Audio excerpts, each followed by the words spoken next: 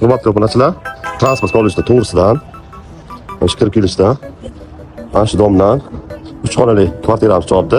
Shuni birgalikka obzor qilamiz. Ketdik. Asosiy kirish eshigimiz. Kirishimiz zamonida katta hovli to'g'radi. Akkuratni qilib qo'yilgan. Uyimiz issiqqina. Отопление o'rnatilgan. Xo'p.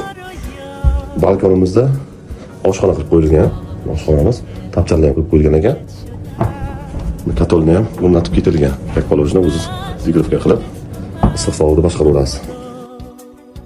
Chap tarafimizga katta zal. Remontlari yaxshigina, uni o'ziga moslashtirib, astoydil qilib olsangiz bo'ladi.